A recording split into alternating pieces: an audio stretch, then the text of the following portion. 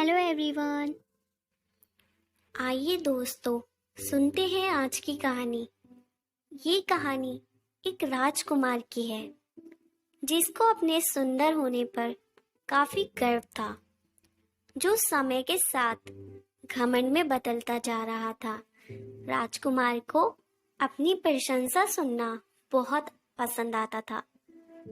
अक्सर वो अपने नौकर, सिपाहियों और प्रधानों से अपनी सुंदरता के बारे में पूछता और बदले में सब उसकी सुंदरता की खूब बढ़ चढ़ के प्रशंसा किया करते। एक बार राजकुमार ने दूसरे राज्य से उसके राज्य में आए प्रवासियों से पूछा, क्या उन्होंने किसी और राज्य में मुझसे ज्यादा सुंदर पुरुष कहीं देखा है? यह प्रवासी इस बात को भली भांति जानते थे कि राजकुमार को अपनी प्रशंसा सुनना कितना अच्छा लगता है। हालांकि राजकुमार सच में देखने में सुंदर थे, लेकिन इन प्रवासियों ने उन्हें खुश करने के लिए उनकी कुछ ज्यादा ही प्रशंसा कर दी। प्रवासियों ने कहा कि उन्होंने अपने राज्य में तो क्या, किसी भी राज्य में उनके जितना ज्यादा सुंदर पुरुष कहीं भी नहीं देखा। वह तो यहाँ तक कह गए कि शायद वे भगवान जितने सुंदर हैं।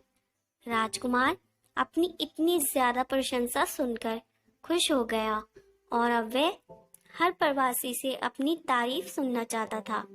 एक बार उसके राज्य में एक साधु आया। राजकुमार ने उसे भी अपने दरबार में बुलाया और वही सवाल पूछा, क्या उन्होंने राजकुमार से ज्यादा सुंदर पुरुष कहीं देखा है?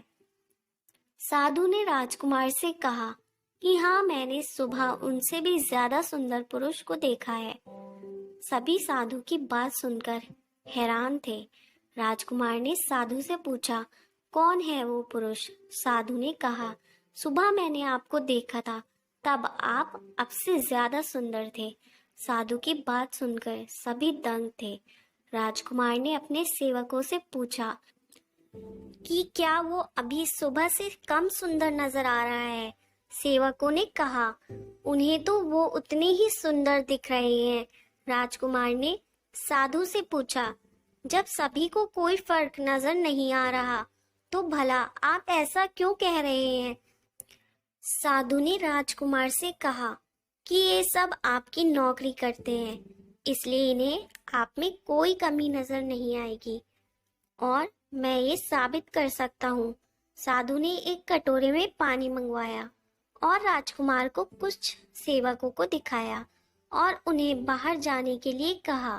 फिर साधु ने उस पानी के कटोरे से एक चम्मच पानी निकाला और फेंक दिया।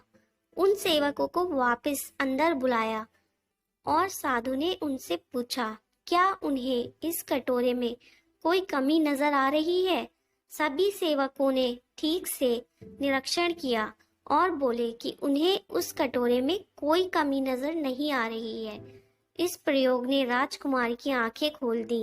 राजकुमार को ये समझ में आ गया कि वह उस वस्तु का आदी हो चुका है, उस वस्तु के नशे में फंस चुका है जो हर दिन कम होती जा रही है, यानी कि नाशवंत है। उस दिन के बाद राजकुमार ने कभी आईना नहीं देखा और विनाशी वस्तु की खोज में अपना जीवन बिताया।